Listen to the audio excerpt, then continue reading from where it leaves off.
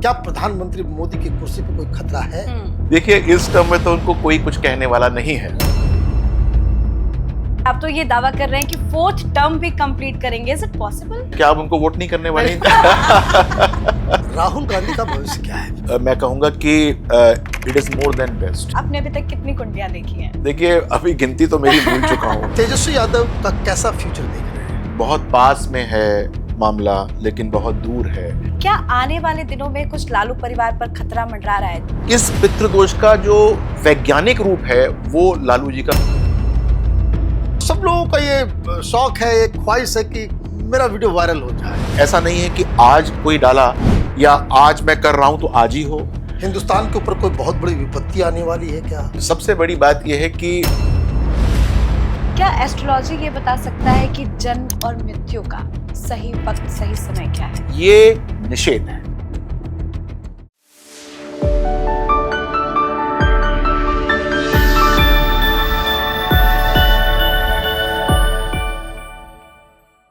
नमस्कार, capital TV में आपका स्वागत है। अचानक से सोशल मीडिया के अंदर कई सारी बातें आने लग गई हैं कि अगले 2 महीने में प्रधानमंत्री मोदी की कुर्सी चली जाएगी, सत्ता परिवर्तन होने वाला है। कुछ लोग ये कह रहे हैं कि बांग्लादेश की तरह हिंदुस्तान के अंदर कोलाहल मचने वाला है। कोई कह रहा है ट्रंप बहुत ही ज्यादा एंटी इंडिया पोजीशन ले लेगा। मतलब एक डिस्टर्बेंस, हिंदुस्तान के ऊपर बहुत सारी चुनौतियां आने वाली है। और ये सारी बातें कुछ पॉलिटिकल एनालिस्ट भी कर रहे हैं और कई सारे एस्ट्रोलॉजर्स भी कर रहे हैं। सोशल मीडिया में आपने देखा होगा कि इस तरह की क्लिप्स काफी वायरल हो रही हैं। खैर, तो हमने सोचा कि पॉलिटिक्स पे तो हम लोग हर दिन बात करते ही हैं, हमारे कैलकुलेशन से तो ऐसा कुछ नहीं होने जा रहा, लेकिन एस्ट्रोलॉजी क्या कह रहा है इसके ऊपर ऑथेंटिक, जो निष्पक्ष इस तरह के एस्ट्रोलॉजर जो इन सारी चीज़ों को बता सकते हैं, उनको ढूंढा जाए। तो पूजा जी ने हमारी मदद की और पूजा जी ने कहा कि एक ऐसे शख्स से आपको मिलवाते हैं जो बहुत ही न्यूट्रल तरीके से सारी चीज़ों को बताएंगे कि आगे आने वाले समय में, चाहे वो बिहार इलेक्शन हो या फिर केंद्र की सरकार हो, उसमें क्या एस्ट्रोलॉजी या सितारे कहते हैं। बिल्कुल, तो नमस्कार, बहुत बहुत वेलकम करती हूँ आपका, स्वागत करती हूँ कैपिटल टॉक में आपका। और जैसा कि सर ने बताया कि हमने रिसर्च किया, हालांकि सच कहूँ तो रिसर्च ज्यादा करने की जरूरत नहीं पड़ी, क्योंकि गूगल सर्च में अगर सबसे ज्यादा किसी एस्ट्रोलॉजर को सर्च किया जाता है तो वो खास मेहमान हमारे साथ है। राजनीति की दृष्टिकोण हो, पर्सनल व्यक्तिगत के दृष्टिकोण से देखा जाए, या जीवन में तो कई उतार चढ़ाव आते हैं, लेकिन ज्योतिष एक ऐसा माध्यम है जो आपको बताता है कि कब क्या करे, कैसे करे।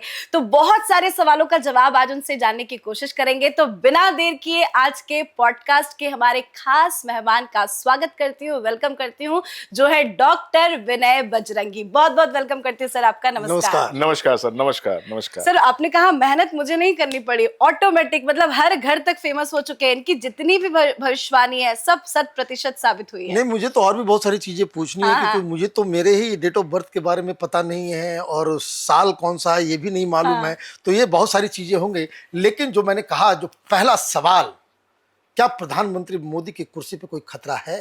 देखिए, मैंने काफी गणना की है इसकी, और इस संबंध में मैं अभी से नहीं लेकिन काफी समय से बता रहा हूं। तो गणना के हिसाब से कुछ नहीं होता।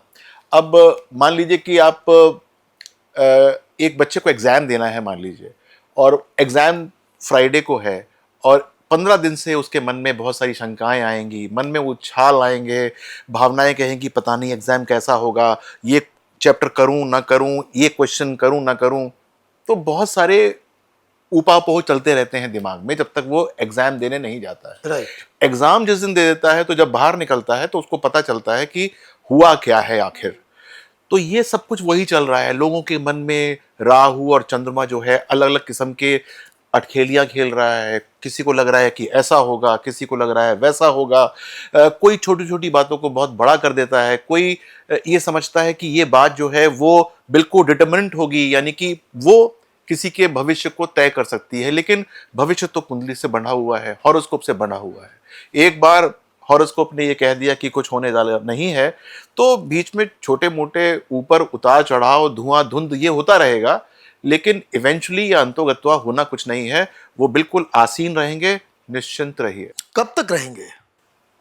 देखिए, इस टर्म में तो उनको कोई कुछ कहने वाला नहीं है। राइट। हाँ। इसमें पूरा का पूरा टर्म बिना किसी परेशानी के वो निकाल देंगे। लेकिन मैंने आपके बहुत सारे पॉडकास्ट देखे, आप तो ये दावा कर रहे हैं कि 4th टर्म भी कंप्लीट करेंगे। Is it possible? क्यों नहीं पॉसिबल है? क्या आप उनको वोट नहीं करने वाले? देखिए, मैं आपको बताता हूं कि एक चीज के ऊपर, जैसे भवन का निर्माण होता है तो ऐसा नहीं होता कि कोई बिल्डिंग खड़ी हो गई, उसकी एक फाउंडेशन होती है। फाउंडेशन से भवन कितना अच्छा बना है या अच्छा रहेगा या कितने साल चलने वाला है, वहां से उसकी गणना होती है। तो नरेंद्र मोदी साहब की कुंडली काफी सशक्त है, उनके आसपास लोगों की कुंडली काफी सशक्त है, जो कि ये बताती है कि उनकी नींव बहुत मजबूत है। और छोटे मोटे इधर उधर के जो राहु के भ्रम आएंगे, जो चंद्रमा की जो जो ऊपर उतार चढ़ाव होंगे मानसिक, वो ज्यादा उनको परेशान नहीं कर पाएंगे। और वो जो उनके आइडियाज हैं वो भारतवर्ष के ऊपर इम्प्लीमेंट। मतलब आप ये कह रहे हैं कि 4th टर्म आसानी से कंप्लीट करेंगे? ये टर्म में तो कहीं गया नहीं, 4th टर्म भी चिंता मत कीजिए कि अब वही ये रहेगी। बताइए, तो इसका मतलब ये जो लोग इस तरह की भविष्यवाणियां कर रहे हैं कि सरकार नहीं चलेगी, 2 महीने में सरकार गिरने वाली है, हालांकि अगर आप हमसे पूछेंगे तो पॉलिटिकल कैलकुलेशन तो वो बिल्कुल प्रधानमंत्री मोदी के पक्ष में कुछ नहीं होने जा रहा। क्योंकि सवाल ये भी है ना कि अगर आप इस तरह की बातें करते हो तो आपको ये भी बताना पड़ेगा कि जो सामने वाला है उसकी गणना कैसी चल रही है।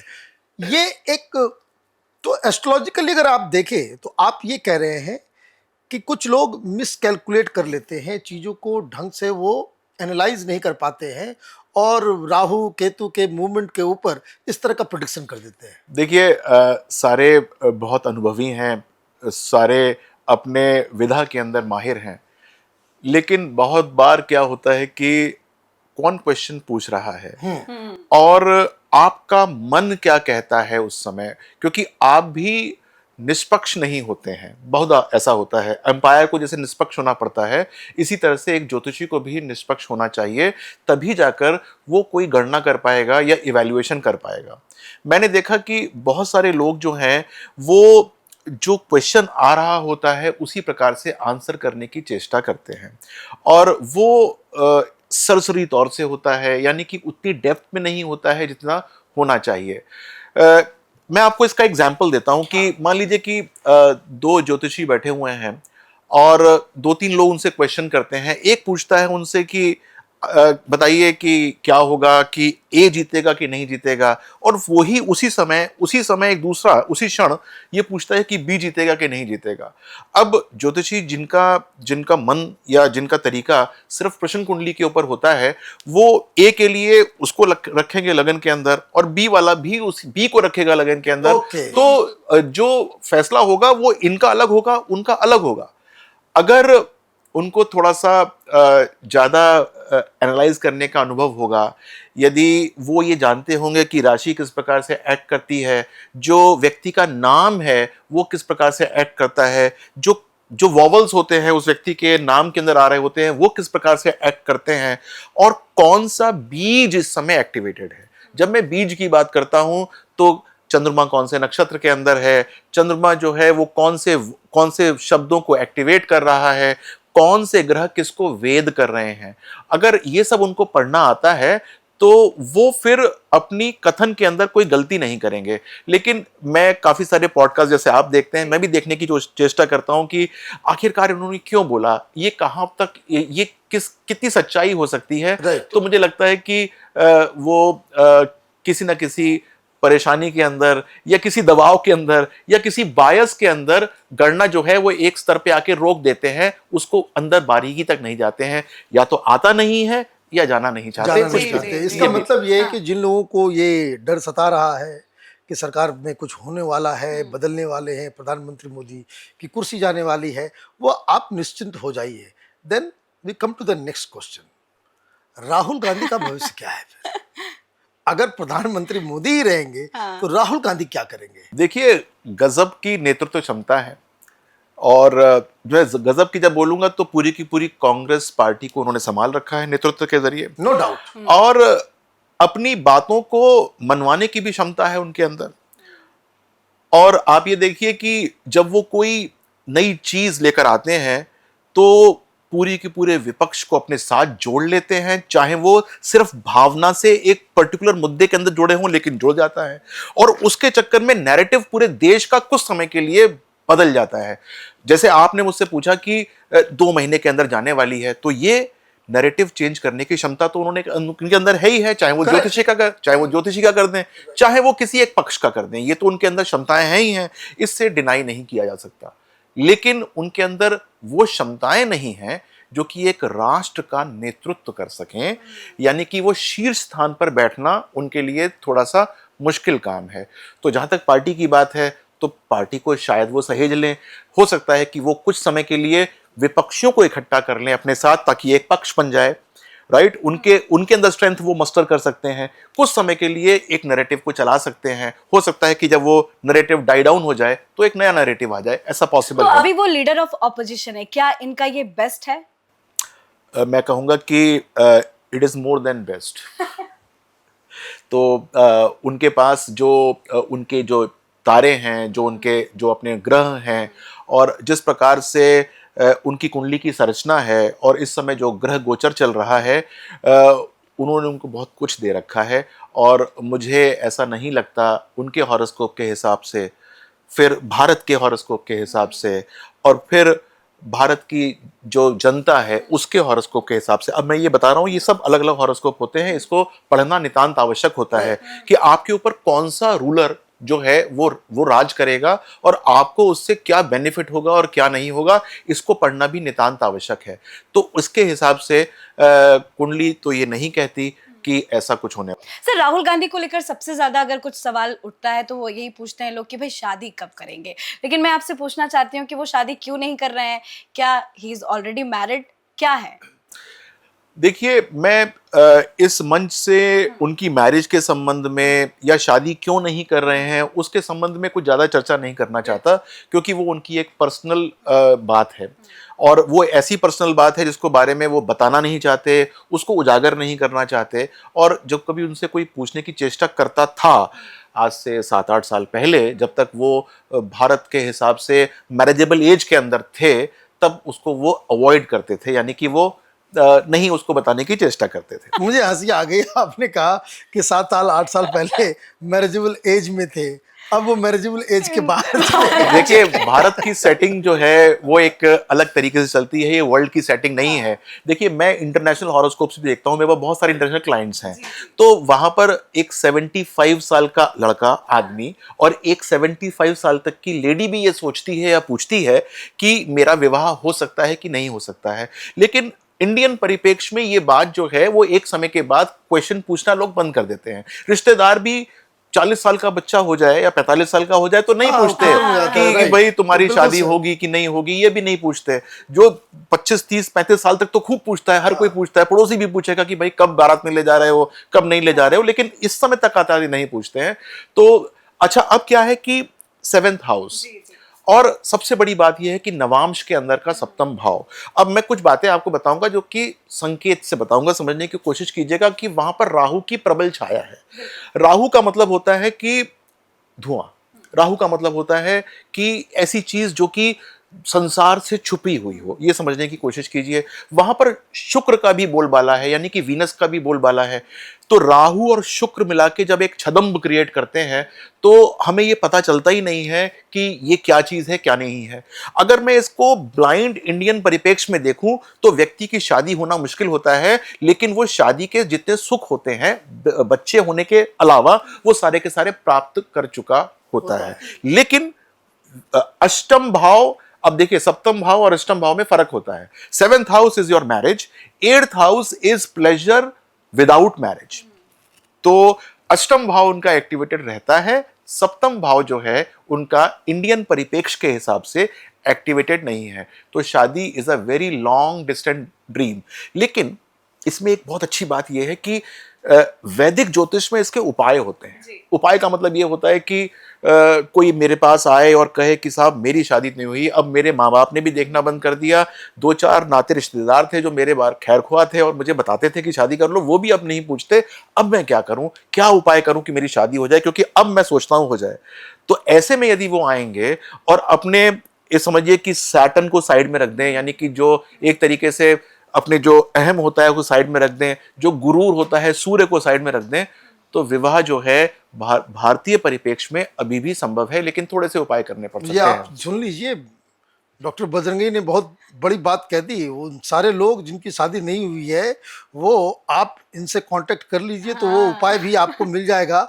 और अगर आप कहना चाहते हैं तो सोनिया गांधी तक भी ये खबर आप दे सकते हैं कि अगर उनको घर बसाना है बेटे का तो ये उपाय किया जा सकता है। एक बात आपने बीच में कही, मैं उसको बस ऐड कर दूं जी। कि आपने सारी बातें इशारे में की, ये आपका प्रेरोगेटिव है, लेकिन नेता का कोई प्राइवेट लाइफ नहीं होता। Nothing is private about a public figure.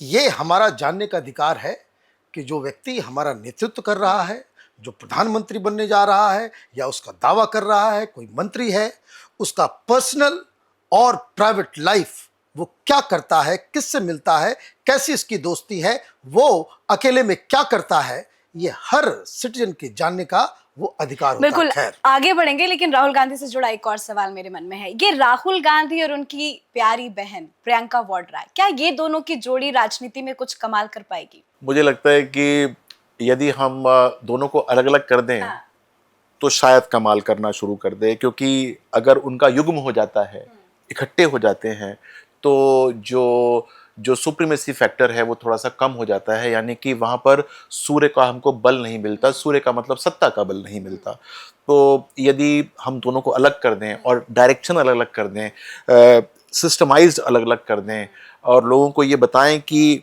ये व्यक्ति बस यहीं तक रहने वाला है और ये व्यक्ति जो है अगर आएगा तो ये टॉप पे आएगा, तो उसके अंदर कुछ ना कुछ लाभ मिल सकता है। अब ये मैं संकेत से भी कहने की कोशिश कर रहा हूँ कि दोनों को इकट्ठा करने से उनका जो परेशानी का लेवल है, परेशानी का लेवल का मतलब ये है कि जो उनके अंदर एक चाहत है नेतृत्व की, वो पूरी नहीं हो। भाई आपका संकेत तो बड़ा गहरा है। 1 और 1 11 होता है, लेकिन यहाँ 1 और 1 -11 हो जा रहा है। जी सर। बिहार पे आते हैं। हाँ। अभी हॉट टॉपिक चल रहा है, बहुत सारे सवाल हैं, बहुत सारी चीजें हैं। नीतीश कुमार के बारे में पहले कि नीतीश कुमार के सितारे क्या है, बहुत सारे लोग कह रिटायर कर लेना चाहिए, उनका दिमाग काम नहीं कर रहा है, वो नेतृत्व के लायक नहीं है, लेकिन अभी भी लोग उनके समर्थन में हैं, महिलाएं बहुत ज़्यादा उनको वोट करती हैं।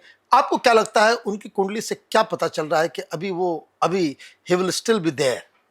देखिए, सबसे बड़ी बात यह है कि एक व्यक्ति अगर सपोज पावर में है और वो सो रहा है, मान लीजिए, तब भी पावर में तो है ही है, चाहे वो कोई निर्देश ना दे रहा हो, कोई काम ना कर रहा हो, लेकिन अपने कमरे में सो रहा है, पता है कि अंदर शेर बैठा हुआ है और वो सो रहा है। सितारे उसके इतने बुलंद हैं, सितारे इसके बुलंद हैं उसके कि लेकिन मैंने इसके बारे में काफी दिनों पहले चर्चा की थी और मैंने ये बताया था कि इस बार जो उनका जो सितारा है वो नीचे आ रहा है और he is not there with the full force, और उनकी फोर्स के अंदर जो सेंध लगी हुई है, और इस बात को उनके जो सपोर्टर्स हैं, सपोर्टर दल है, उसको समझना चाहिए कि अब हमको नीतीश कुमार के साथ कितना जाना चाहिए या कहां पर हमको अपनों को विड्रॉ कर लेना चाहिए, क्योंकि अब वो बात जो कि पहले थी उससे कुछ हल्की हो चुकी है।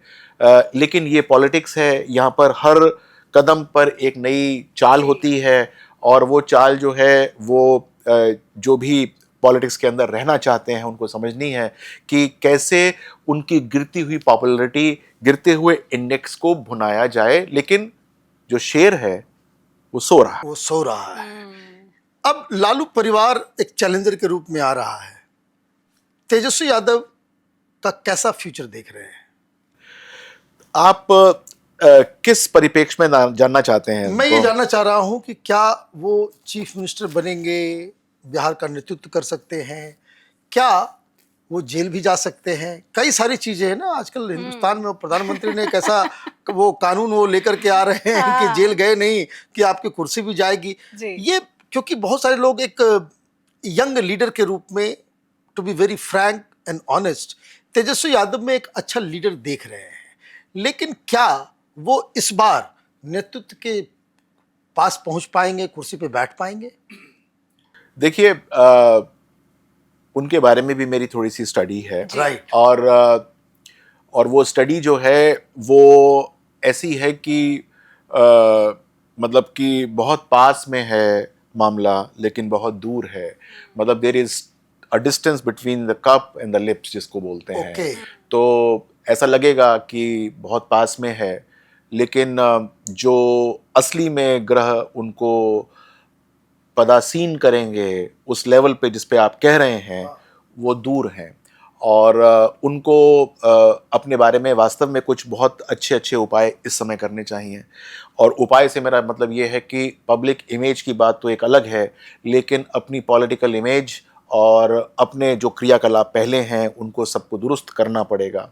और उनको वास्तव में केतु के उपाय करने चाहिए, क्योंकि केतु उनके पीछे पड़ा हुआ है और वो बहुत सारी चीज़ें कराता है जिसके अंदर व्यक्ति जो है वो छटपटाता है। उसको लगता है कि बहुत पास में है, लेकिन केतु उनको एक पर्टिकुलर डिस्टेंस से दूर रखने की कोशिश करता है। तो he should be really worshipping Ketu. और केतु का वर्शिप जो होता है वो ऐसा होता है कि वहाँ पर जाकर अपने अपने अपने किए कराए की माफ़ी मांगने का काम होता है कि मैं इससे दूर रहने की चेष्टा करता हूँ, या ये मैं यहाँ बंध रहा हूँ तो इससे मैं बाहर कैसे निकलूँ। ये सबसे इम्पोर्टेंट कर्मा करेक्शन है, उनको करना चाहिए। और मेरा उनको एक बहुत प्यार भरा सुझाव है कि वो ये है कि इस बार प्रयास वो करें, क्योंकि उससे जनमानस होता है, इससे बेस बनता है और इससे आपका जुड़ाव रहता है। लेकिन यदि इस बार आपको तख्त ना मिले तो चिंता मत कीजिएगा, थोड़े से और सख्त हो जाइएगा। 4-5 साल के बाद आपकी दशाएं थोड़ी सी और अच्छी हो रही हैं, Okay. परिवर्तित हो रही हैं। उसके बाद आपको बहुत अच्छी तरीके से और बहुत लंबे काल के लिए सत्ता का सुख जिसको बोलते हैं वो प्राप्त हो सकता है। तो इस बार थोड़ा सा दूर है मामला, लेकिन फिर भी किंग नहीं होंगे तो वहां पर भूमिका जरूर निभा सकते हैं। निभाएंगे। तो आपने किंग का जिक्र किया, तो क्या चिराग पासवान किंग मेकर बन के उभरेंगे इस बार के इलेक्शन में? देखिए, उनकी कुंडली और उनके फादर की कुंडली में बहुत ज़्यादा फर्क है नहीं। अगर जो एस्ट्रोलॉजी पढ़ना जानते हैं और उनके वो D10 चार्ट को, मैं स्पेसिफिकली कह रहा हूँ D10 चार्ट को, उनके फादर के चार्ट को पढ़ने की चेष्टा करें और चिराग जी के D10 चार्ट को पढ़ने की चेष्टा करें और उसके अंदर जो प्रिंसिपल है एक्टिवेशन का उसको अप्लाई करना शुरू करें, तो ये देखेंगे कि पिछले 40 सालों के अंदर जब जब सत्ता का परिवर्तन होना आरंभ होता है उनका 10th हाउस एक्टिवेट हो जाता है, यानी कि वो किंग मेकर की भूमिका के अंदर आ जाते हैं। तो ये उनको अपने पिताजी से इतनी अच्छी विरासत मिली हुई है कि वो उसका जो एक तरीके से जो उसको आगे बढ़ाएंगे। लालू यादव कहते थे कि रामविलास पासवान मौसम वैज्ञानिक है। उनको पहले ही मालूम चल जाता है कि सत्ता किधर जाने वाली है, और हर वो सरकार किसी की भी होती है, Ram Vilas Paswan used to be the minister. और यही आप कह रहे हैं कि चिराग पासवान के साथ जो है वो। एक और सवाल रह गया तेजस्वी के बारे में, क्या उसको अपने बड़े भाई का साथ मिलेगा या घर परिवार में, क्योंकि जो एक लालू परिवार के अंदर, अब बड़े भाई तेज प्रताप को कह रहे हैं, कुछ लोग तो कहते हैं छोटे हैं, बड़े हैं, बड़ा नहीं बड़े confusing भाई है। वो गन्ना के हिसाब से वो बड़े भाई हैं, सर्टिफिकेट में गलत इन लोगों ने भरा है। ये परिवार के अंदर बड़ी कलह है, बहन अलग है, भाई अलग हो गया, पार्टी से निकाल दिया गया। क्या भाई भाई में भी द्वंद्व है आगे? देखिए, जैसे आपने कहा कि उनकी डेट ऑफ बर्थ के अंदर संशय है, और वो संशय जो है वो उनकी कुंडली की एनालिसिस करने से हमको रोक लेता है। लेकिन तेज प्रताप जी का जो एनालिसिस है वो ये है कि आपस में जो भाइयों का जो प्रेम है वो आगे चलकर जो इस समय है उससे भी थोड़ा सा खराब हो सकता है, और परेशानी जो है वो बढ़ सकती है, दिक्कत आ सकती है। और सबसे बड़ी इसके अंदर परेशानी वाली बात यह है, जब मैं कह रहा था कि there is a distance between the cup and the sip, तो वो उसके अंदर ऐसा भी हो सकता है कि भातृ से घात हो जाए, या प्रॉब्लम हो जाए फ्रॉम द फैमिली, या फैमिली से ही परेशानी हो जाए। तो जो चीज़ बाहर से होती थी वो घर के अंदर ये संभव है। तो जब मैं उनसे कहता हूँ कि केतु की पूजा करनी चाहिए, तो वो सब तरीके से कहने की कोशिश कर रहा हूँ कि अगर वो केतु को साध लें, उसकी एनर्जी साध लें, तो उनको जो है सत्ता का सुख अभी नहीं मिला तो 5 साल के बाद तो मिल सकता है। आपने एक बात कही बीच में, मुझे लग रहा है कि ये बड़ा ही इम्पोर्टेंट है, और मेरा भी उस पे जो है कि आपने कहा कि भाई संशय है तेज प्रताप के डेट ऑफ बर्थ और इसको लेकर के। बहुत सारे ऐसे लोग हैं कि जिनका डेट ऑफ बर्थ उनको मालूम होता है, टाइम मालूम नहीं होता जी। या फिर कभी कभी कुछ लोगों का ईयर मालूम नहीं होता। क्योंकि पहले ज़माने में जैसे मुझे नहीं मालूम मैं कब, दिन तो पता है लेकिन समय मालूम नहीं है। ऐसे लोगों का तो चार्ट तो खराब बनेगा, गलत बनेगा, सारा मिसकैलकुलेशन हो जाएगा। उसके लिए आप कोई तरीका बताइए कि आदमी का क्या चार्ट को फिर से रिड्रॉ किया जा सकता है क्या? आपका बहुत ही सुंदर प्रश्न है, और इसका एक बहुत सुंदर सा आंसर है कि आपका एक जीवन व्यतीत हो चुका है, और उस जीवन के अंदर आपने जीवन के अंदर बहुत उतार चढ़ाव देखे होंगे। कुछ आपने अच्छे पल देखे होंगे, कुछ मध्यम पल देखे होंगे, कभी आप किसी पल में खिन्न भी रहे होंगे, परेशान हुए होंगे।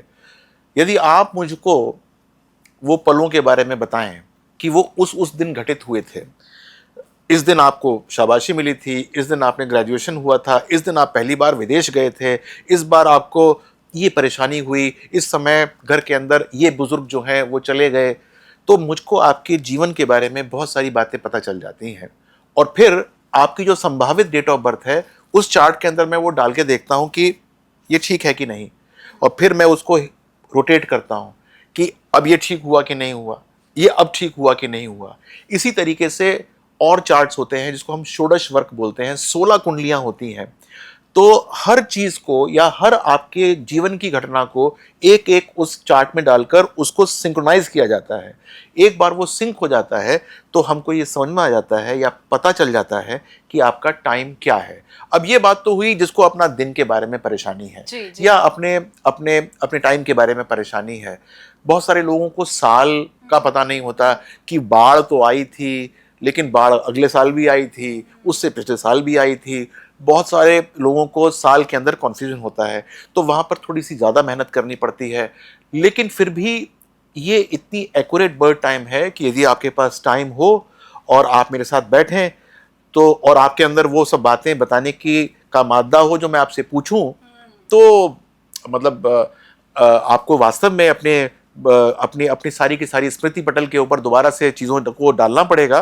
लेकिन यदि आपने मुझे बताया तो आपका डेट ऑफ बर्थ निकालना मुश्किल काम नहीं है। मतलब ये हमारे व्यूवर्स के लिए भी बहुत अच्छी जानकारी क्योंकि बहुत सारे लोग जो है वो उसमें परेशान हाँ। रहते हैं कि भाई चार्ट ही गड़बड़ है। बिल्कुल, तो मैं कहना चाहूंगी आप सभी से कि अगर आपके पास time of birth, date of birth, year की जानकारी आपके पास नहीं है तो आप विनय बजरंगी जी से कांटेक्ट कर सकते हैं, आप उसका पता लगा सकते हैं। एक और सवाल उसके बाद आगे बढ़ेंगे। लालू परिवार पे हम जिक्र चर्चा कर रहे थे, पूरे लालू परिवार पे करप्शन का चार्जेस है, लैंड फॉर जॉब स्कैम है, अभी जमानत पर लालू जी बाहर है। क्या आने वाले दिनों में कुछ लालू परिवार पर खतरा मंडरा रहा है, जेल जाने का योग देख रहे हैं क्या आप?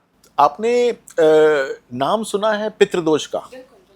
पितृदोष जो होता है वो लोग उससे घबराते हैं, और बहुत बार घर के अंदर कोई भी नेगेटिविटी होती है तो पंडित जी को कहते सुना जाता है कि कुंडली में आपके शायद पितृदोष है। हाँ। बहुत सारे लोग तीर्थ जाते हैं, गया जी जाते हैं, या फिर कहीं भी जाते हैं, हरिद्वार जाते हैं, और वहाँ पर पितरों का तर्पण करते हैं और तब जाकर उस दोष से बाहर निकलते हैं। अब इस पितृदोष का जो वैज्ञानिक रूप है वो लालू जी का परिवार है। अब वो समझने की कोशिश Oh my कीजिए God। कि अपराध किसने किया और भुगत कौन रहा है। यह है पितृदोष का जीवंत उदाहरण। समझने की कोशिश कीजिए, और यही पितृदोष जो है वो कुंडलियों के अंदर रिफ्लेक्शन में आता है। बहुत लोग कहते हैं मैं तो इतना अच्छा आदमी हूं, मैंने कभी किसी का बुरा नहीं किया, मैं इतना दानवीर हूं, मैं कभी किसी का बुरा नहीं चाहता, लेकिन मेरे ऊपर ही अनायास ही क्यों ये परेशानी आती है। और फिर पंडित जी कहते हैं कि तुम्हारी कुंडली में पितृदोष है। अब वो इसको समझ नहीं पाता कि ये पितृदोष है क्या। अब ये पितृदोष जो कि किसी पिता ने किया है वो बच्चों में ट्रांसमिट हुआ, बच्चों के बच्चों में ट्रांसमिट हुआ। जब तक इसका ऋण समाप्त नहीं होगा, यानी कि जब तक सरकार नहीं छोड़ेगी कि हां अब तुम जो हो दोष मुक्त हो, तब तक ये पितृदोष रहेगा। और यही कुंडली के अंदर होता है, और यही कुंडली के अंदर समझने की बात है कि कौन से पितृ ने किया है। ये जरूरी नहीं है कि आपके बाबा ने किया हो, दादा ने किया हो या परबाबा ने किया हो सकता है कि 5 पीढ़ी पहले हुआ हो, उसका भी आ जाता है। आता है। यही तो मैं समझाने की चेष्टा कर रहा हूं कि ये जो आप कह रहे हैं कि कब निकलेंगे, तो निकलना तो मुश्किल। भैया पितृपक्ष आने वाला है, तर्पण वर्पण कर लेना चाहिए। This is very interesting. हाँ। अब एक और नया एक व्यक्ति जो है बिहार की राजनीति में चमक रहा है, वो है प्रशांत किशोर। क्या लग रहा है? वैसे मैं अपनी अपनी बात में आपको बता दूं, मुझे उस तरह के नेताओं से बड़ा डर लगता है जो न विचारधारा बताते हैं, न एजेंडा बताते हैं, कहाँ से पैसे लेकर के आते हैं वो भी नहीं बताते, जनता का कम रोल होता है, प्रोपेगेंडा ज़्यादा होता है, प्रचार का माध्यम कंट्रोल करके मैनेजमेंट के जरिए आप राजनीति करते हैं। मुझे तो डर लगता है, लेकिन क्या बिहार के लोगों को इस तरह तभी के उनको केजरीवाल पार्ट 2 भी कहा जा रहा है। हाँ, क्या तो उनको अब आप मुझसे ये पूछना चाह रहे हैं, लेकिन आप इसका आंसर स्वयं दे रहे हैं, राइट? तो मैं दिक्कत ये आपको है, आप एस्ट्रोलॉजी से एनालाइज करते हैं, मैं पॉलिटिकली एनालाइज करता हूँ। देखिए, मैं आपको बताता हूँ एक बात कि आपकी कुंडली के अंदर ना एक कंट्रोलिंग प्लैनेट होता है जो कि आपकी तासीर बताता है, आपके बारे में बताता है, और वही आपके मूड और आपको रेगुलेट करता है। आप चाहे कितना भी विचलित हो जाएं, लेकिन आप अपने पद से नहीं हटते हैं। आपकी अपनी एक आइडियोलॉजी होती है, उससे नहीं हटते हैं। कोई मतलब किसी चीज से हट जाता है, कोई किसी, लेकिन आपकी अपनी एक आइडियोलॉजी होती है। जिनकी कुंडली के अंदर ऐसे सशक्त प्लैनेट्स नहीं होते हैं, उनकी आइडियोलॉजी कोई नहीं होती है, और वो सिर्फ मजे ले रहे होते हैं समय के हिसाब से, क्योंकि गोचर उनके पक्ष में होता है। ओके। और एक समय तक वो जो है वो समय से मजे लेते हैं, और फिर समय मजे लेना शुरू कर देता है। तो इनके बारे में भी मेरी एक पुराने पॉडकास्ट में मैंने बोला था कि देखिए, अभी फिलहाल के लिए he can be a deciding factor, he can be a king maker, but he cannot be the king. He can be someone who can put some sort of positivity somewhere किसी के लिए, लेकिन अगर हम इसको बहुत लंबे अंतराल में देखें तो जितनी भी एनर्जी अभी कुछ कुछ प्लैनेट्स में मुझे नजर आती है वो धीरे धीरे खत्म हो जाएगी, एंड देन कुछ समय के लिए तो हो सकता है कि इनका परचम लहराए, लेकिन फिर वो अस्त की ओर है। जब तक ये अपनी एक आइडियोलॉजी, जो आप बात कर रहे थे, जब तक अपने एक विशिष्ट ग्रह के बारे में ये नहीं बताएंगे कि मैं कौन हूं, मैं क्या चाहता हूं, मैं क्या करने आया हूं और मेरी विचारधारा क्या है, जब तक ये नहीं बताएंगे, यानी कि अपने किसी एक पर्टिकुलर ग्रह को ये सशक्त नहीं करेंगे, तब तक ये परेशानी का भाव उनके ऊपर रहेगा। अभी फिलहाल इस पर्टिकुलर चुनाव की जो आप बात कर रहे हैं उसके अंदर हो सकता है कि उनका कुछ से हो, उनका कुछ मतलब हो, लेकिन उसके पश्चात वो फिर हल्का हल्का ही पड़ना शुरू होगा। आपने बड़ी अच्छी बात कही कि समय होता है, इस तरह के नेता जो है चमक जाते हैं। जैसे केजरीवाल का समय था, वो चरम पे पहुंच गए, और उसके बाद समय जो है मजे लेने लगता है। केजरीवाल के साथ भी समय मजे ले रहा है ना? ऐसा ही हाल जो है वो प्रशांत किशोर का संभव है कि हो, यदि उपाय नहीं उन्होंने किए तो। अब एक चीज बताइए मुझे कि अब तो सारे लीडर्स के बारे में हमने, एक जनरल प्रेडिक्शन बिहार के चुनाव में क्या होने वाला है? बिहार के चुनाव में जो है वो एक बहुत नया नाम उभर के आएगा, बहुत नया नाम, एक ऐसा नाम जिसके बारे में संभवतः मैं भी नहीं जानता हूं कौन है वो, लेकिन इसमें से कोई नहीं है, इनमें से कोई नहीं है, no one from this. Oh my god. कोई नया नाम होगा जो कि उभर के आएगा। नहीं, मैंने कहा मैं इस बार मैं बता नहीं पाऊंगा। मैं उसके अगर नाम को बता भी दूं कि उसका नाम जो है वो री अक्षर से शुरू होता है, तो वो संभवतः उसका चंद्र राशि का नाम होगा, जो कि हो सकता है कि लोग बोलचाल में उसको यूज ना करते हो, लेकिन री राशि से होगा उसका नाम। तो ये जो है वो नाम उभर के आएगा और वो कंट्रोल करेगा। पूरी की पूरी सिचुएशन के अंदर, तो जो अभी आपने जितने भी नाम लिए जिनके बारे में हमने चर्चा करी है, वो इस बार कोई नहीं होगा। बिहार के अंदर इस बार बहुत बड़ा तमाशा होगा। तमाशा होगा, क्लियर कट विनर कोई नहीं होगा। क्लियर कट विनर कोई नहीं होगा, लेकिन एक बहुत बड़ा नाम, एक नया नाम बड़ा बन जाएगा। नया नाम बड़ा बन जाएगा। हालांकि अगर आप हमसे पूछेंगे तो मुझे भी लग रहा है कि जिस तरह का सिचुएशन है, क्लियर कट विनर नहीं, it's going to be a very very tough election. इसमें तो कोई डाउट ही टफ नजर एंड नहीं इंटरेस्टिंग आ रहा। राइट। बिल्कुल इंटरेस्टिंग तो जनता के लिए रहता है, क्योंकि उसने वोट दिए होते हैं और बाकी लोग जो है उनके लिए अच्छा खासा गॉसिपिंग का एक बिल्कुल। सिस्टम रहता आप है। मुझे एक इंटरेस्टिंग सवाल का जवाब दीजिए। आप बहुत सारी कुंडली देखते होंगे, नो डाउट। आपने अभी तक कितनी कुंडलियां देखी हैं? देखिए, अभी गिनती तो मेरी भूल चुका हूँ लेकिन 5-1 लाख के आसपास कुंडली ओ देखी माय होगी गॉड। तो आपने अगर मतलब कुंडली जितनी भी महिलाओं का देखा है, जो महिला नेत्री हैं, महिला नेता, उनमें से आपको क्या लगता है सबसे ज्यादा किनकी किस्मत जो है वो चमकने वाली है? पावरफुल लीडर आपको कौन समझ में आ रही है? अगर महिला की बात जी, करती हैं महिला। तो देखिए, इस परिप्रेक्ष्य में तो मैंने कोई ऐसी महिला की कुंडली देखी नहीं है जो मुझे लगता हो कि एकदम जो है वो उभर के आने वाली है। लेकिन मैं इतना कहना चाहता हूं कि ये जो 2032, 33, 34 का टाइम होगा, इसके अंदर किसी ना किसी महिला का उदय अवश्य होगा।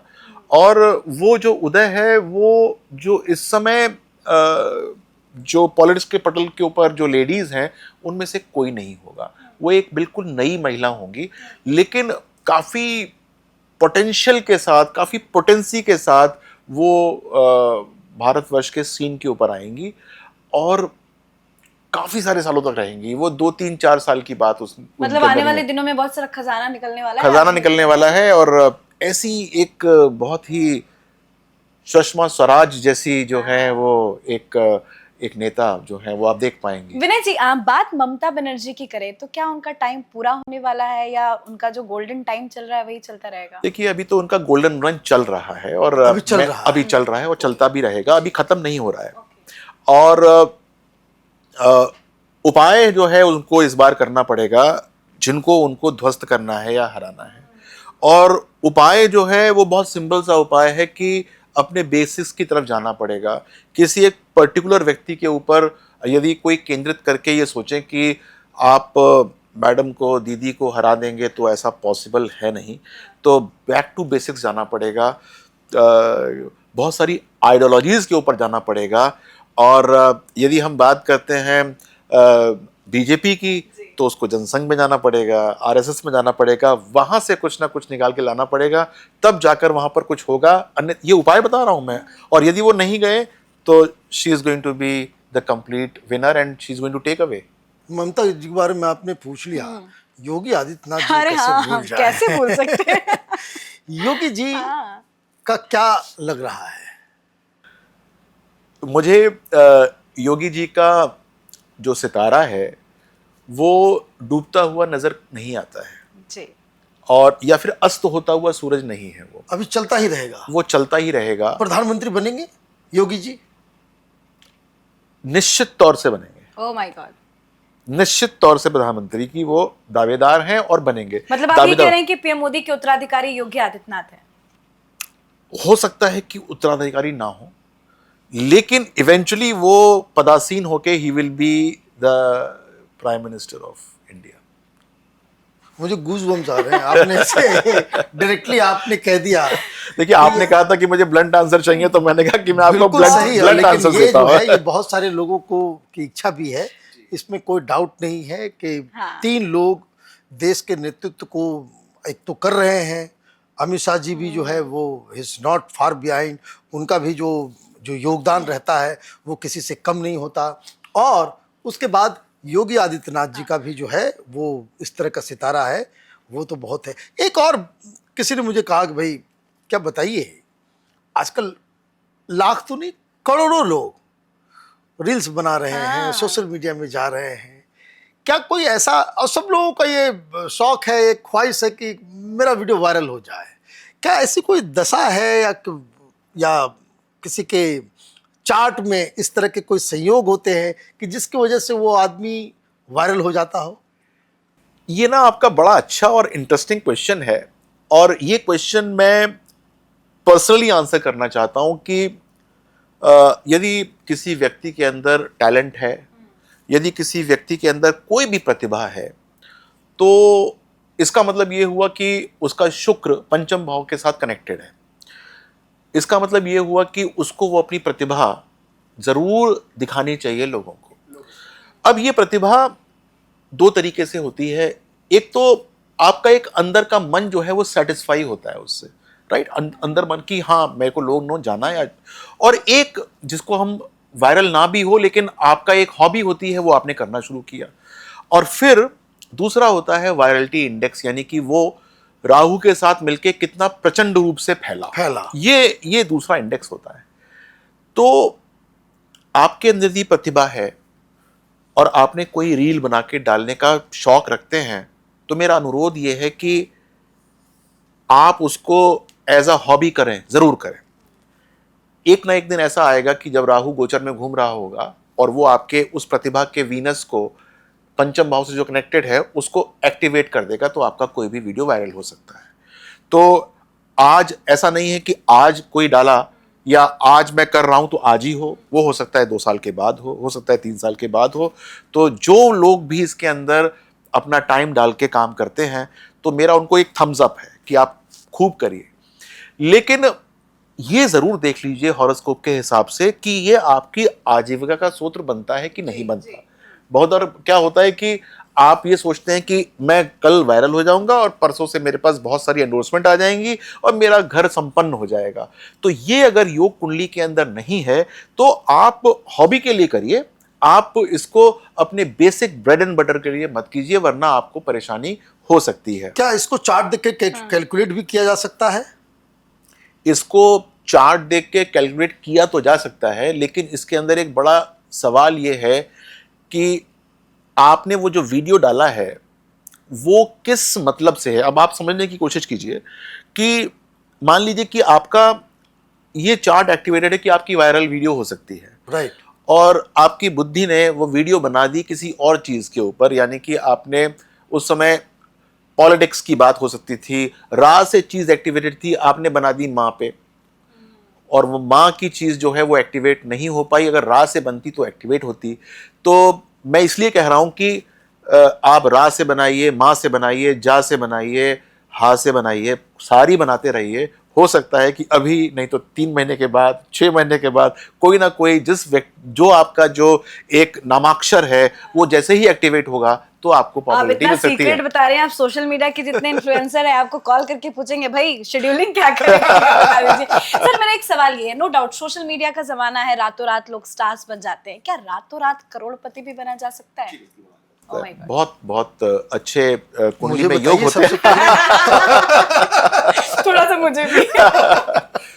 तो रातों रात करोड़पति बनने के कुंडली के अंदर विशेष योग होते हैं। अब जैसे फॉर एग्जाम्पल आप मान लीजिए कि एक पर्टिकुलर लोकेलिटी में रहते हैं और आपका ये मन है कि आपके पास एक बहुत नायाब हीरा हो, और वो हीरा जो है वो हो सकता है कि आपके घर के नीचे ही दबा हुआ हो, पर आपको पता ही ना हो कि खोदना कैसे है, और अगर खोदना है तो खोदने का टेक्निक क्या है, और जब वो निकल जाएगा तो उसको कौन जो है उसको एक तरीके से उसको तराशेगा ताकि वो हीरा जो कि आपको चाहिए वो बन जाए।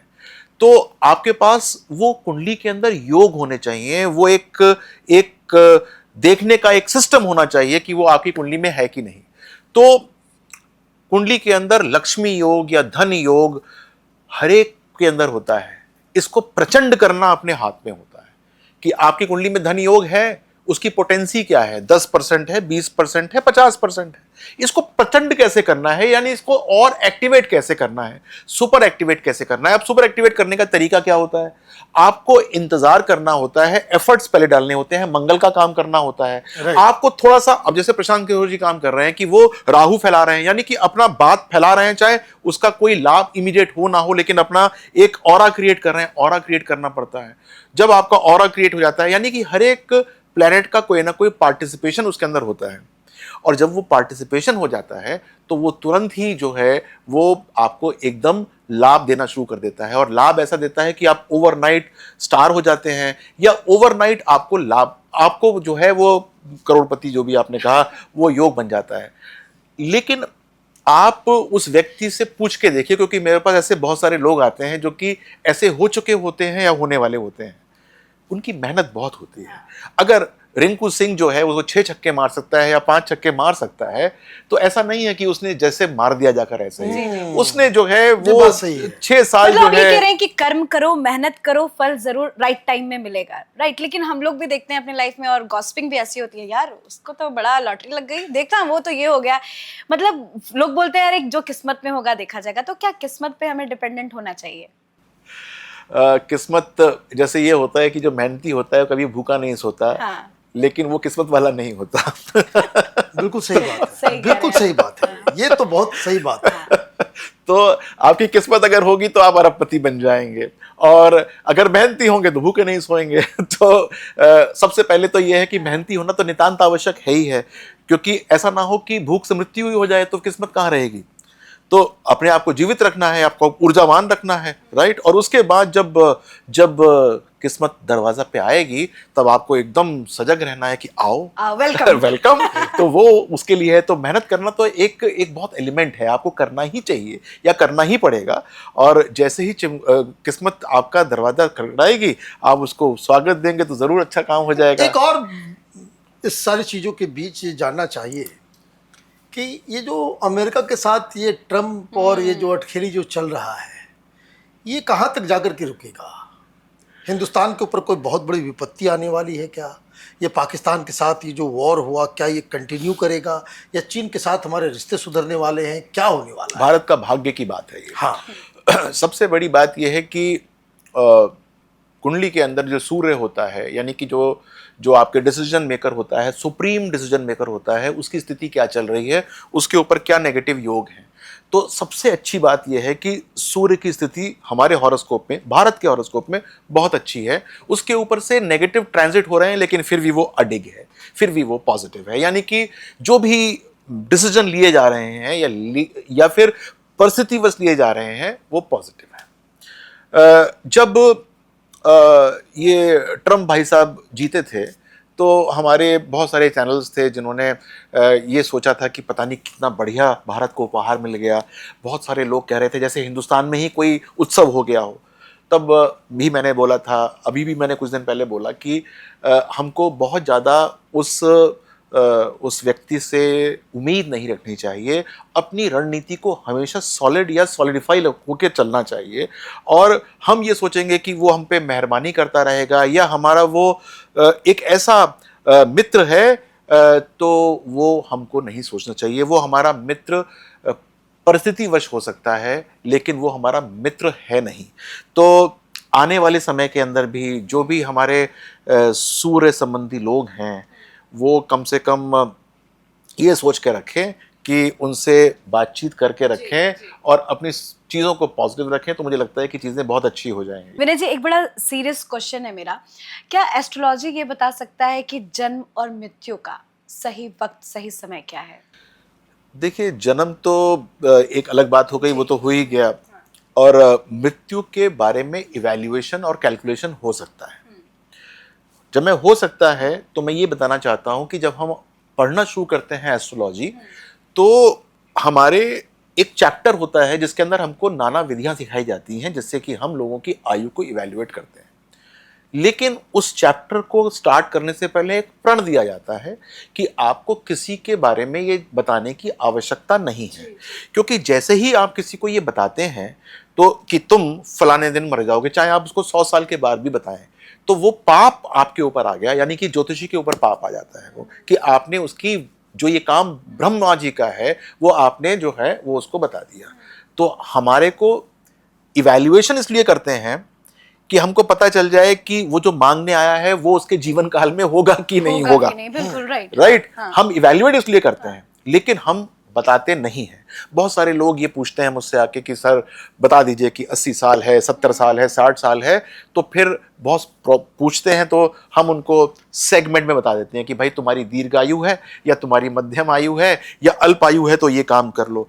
शादी जब आती है हमारे पास, जब कोई कहता है कि हमारी कुंडली मैच कर दो, तो सबसे पहले जो अनायास की नज़र पहुंचती है वो जीवन काल पे पहुंचती है कि ये कितनी दिनों तक, ऐसा ना हो कि जोड़े के बीच में बहुत ज़्यादा फर्क हो जाए लाइफ के अंदर कि एक चला जाए और उसके बाद अगला भी 40 साल तक रहे, तो एक दिक्कत वाली बात होगी, क्योंकि इंडियन परिवेश के अंदर शादी एक बार मानी जाती है। तो इसलिए जो है हम ये जरूर देखते हैं। लेकिन अगर कोई कहे कि मेरी इवेल्युएट कर दो कि मैं 75 साल रहूंगा, 78, ये निषेध है।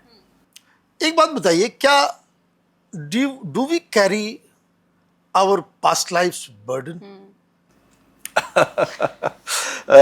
ये तो मैंने आपको बीच में ही आंसर कर दिया कि पितृदोष कहाँ से आ रहा है। पिछले जन्म से ही आ रहा होता है। मतलब कि ये जो जीवन का जो कहानी है कि हम फिर से बर्थ रिबर्थ का जो साइकिल है, तो ये ना आप समझने की कोशिश कीजिए कि मान लीजिए कि आपकी किसी एक पर्टिकुलर डेट पे आप पैदा हुए और जैसे ही आप पैदा हुए आपने कुछ काम तो किया नहीं, सांस ले ली एक दो और आपकी कुंडली बन गई तुरंत ही। जो कुंडली आप मुझे आज दिखाएं वो आपकी कुंडली जब आप पैदा हुए थे तब बन गई थी, जब आपने कुछ भी नहीं किया था इस संसार के ऊपर आकर।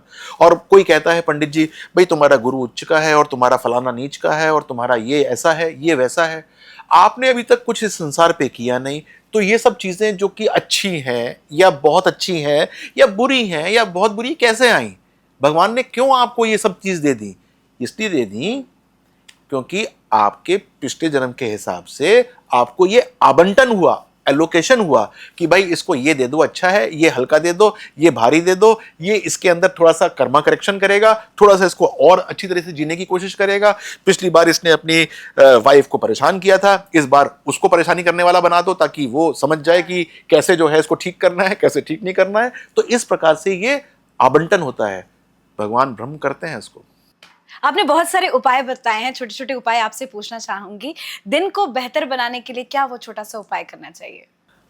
दिन को बेहतर करने के लिए सबसे पहले जब सो के उठें तो आपको प्रसन्नता के साथ उठना चाहिए, और चाहे पिछला दिन कैसा भी गया हो, किसी ने आपको मान लीजिए डांट भी दिया हो तो उसका भी आभार प्रकट करना चाहिए। Sense of gratitude is very very important, और एक सेंस ऑफ फुलफिलमेंट मिलता है कि मैंने कुछ सीखा या मैंने कुछ सिखाया।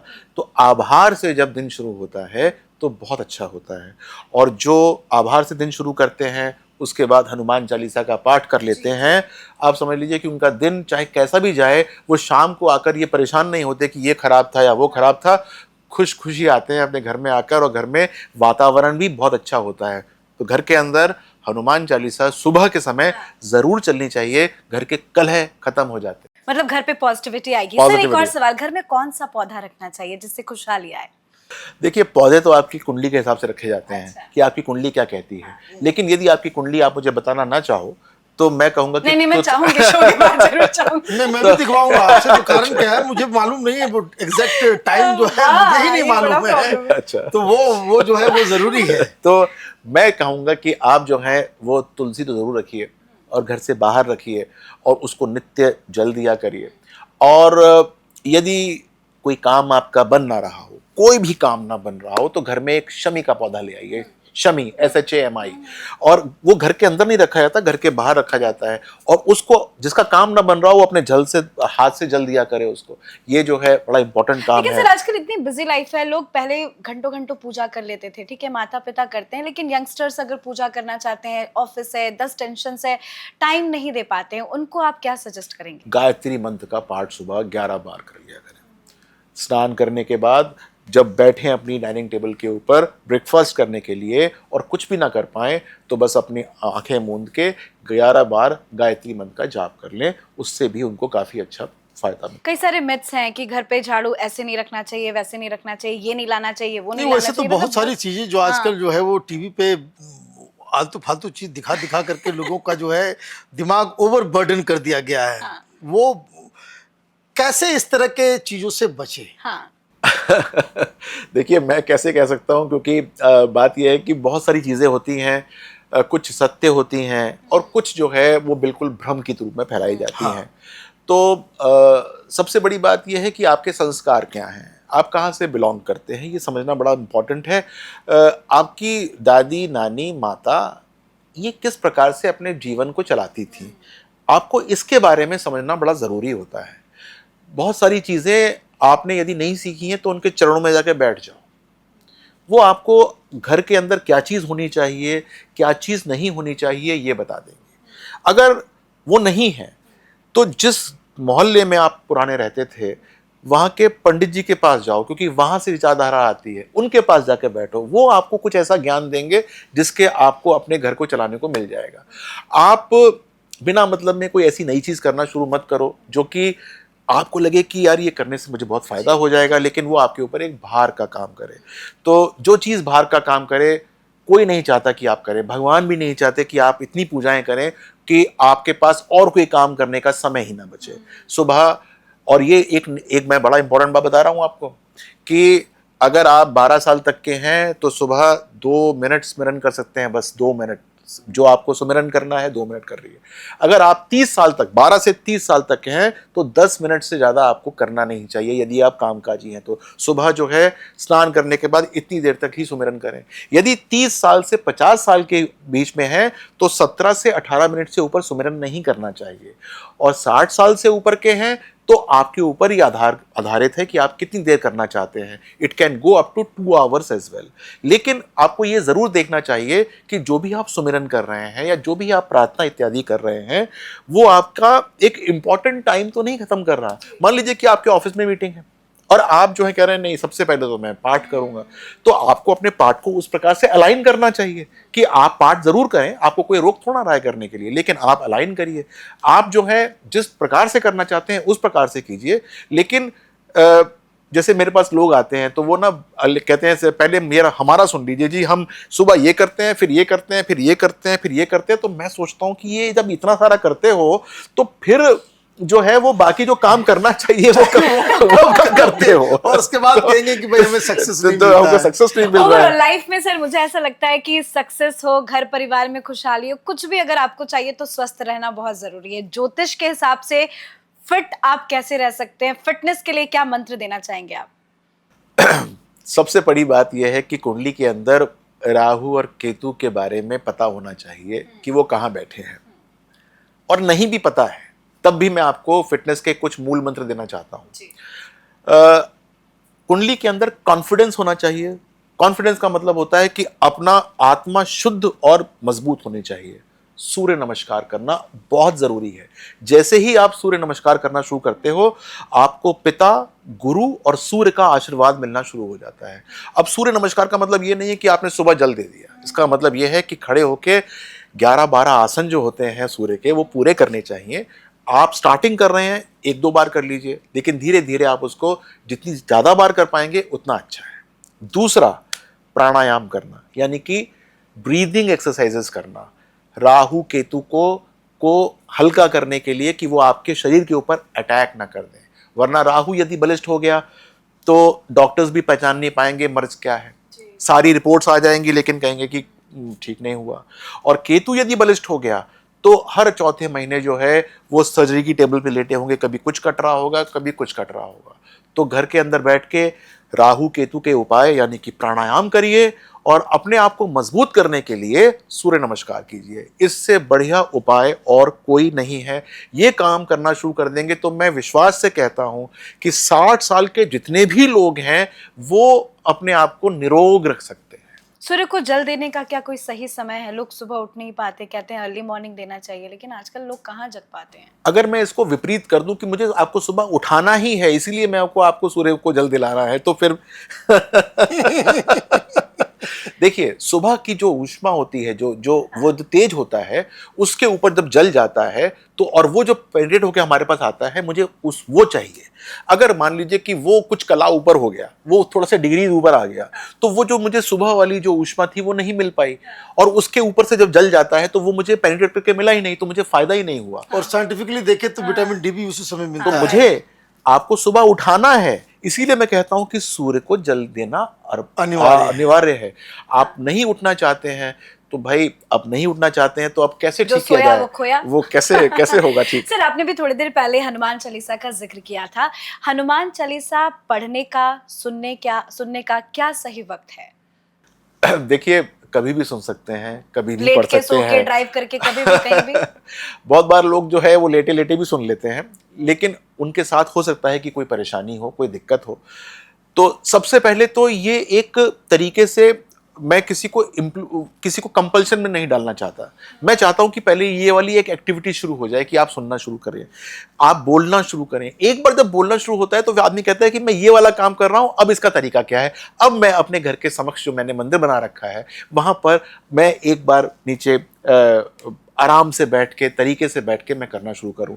तो सबसे पहले जो लोग पढ़ते नहीं हैं, जो लोग सुनते नहीं हैं, वो सुनना शुरू करें, फिर उसके बाद पढ़ना शुरू करें, और उसके बाद जो है आसन लगाकर अपने मंदिर के सामने उसको पढ़ना शुरू करें। ये तरीका ठीक है। लेकिन जो कुछ नहीं करता है उसके लिए बताना चाहूंगा कि कम से कम सुनना तो शुरू करो। सुनना तो शुरू करो। बिल्कुल। आपके मन में कुछ और सवाल है? मेरे मन में तो मैं तो अब इनसे जाकर के मिलूंगा, अपनी कुंडली बनवाऊंगा और मैं देखूंगा कि हमारे चार्ट के मुताबिक वह क्या कहा जा रहा है। बिल्कुल। जाते जाते एक और सवाल पूछ देती हूँ सर, डायरेक्शन का भी कोई इम्पैक्ट पड़ता है क्या ज्योतिष के हिसाब से? नॉर्थ वेस्ट में होना चाहिए, मंदिर कहाँ रखना चाहिए, घर का डायरेक्शन क्या हो, ऑफिस कहाँ हो, इन सभी चीजों का असर होता है क्या जीवन में?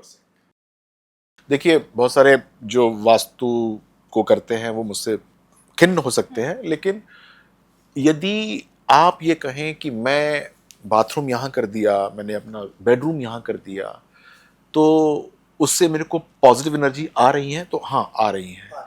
लेकिन यदि आपने अपने अंदर एक नेगेटिविटी डाल रखी है, आपकी ग्रह दिशा ठीक चल ही नहीं रही है, आप ये सोच रहे हैं कि मुझे जैसे ही मैं बाथरूम ठीक करूंगा मेरी कल रील वायरल हो जाएगी, नहीं होगा। अगर आप ये सोचें कि मैं जो हूं कल से पूरा व्यवस्थित हो जाऊंगा, नहीं होगा। सबसे पहले तो अपने आप को व्यवस्थित करना बहुत इंपॉर्टेंट है। आपके 9 ग्रह हैं, उनकी एनर्जी अपने लिए व्यवस्थित कर लीजिए। जब वो व्यवस्थित हो जाएगी तो वो सेकंड स्टेज है कि आपका वास्तु भी ठीक कर दिया जाएगा।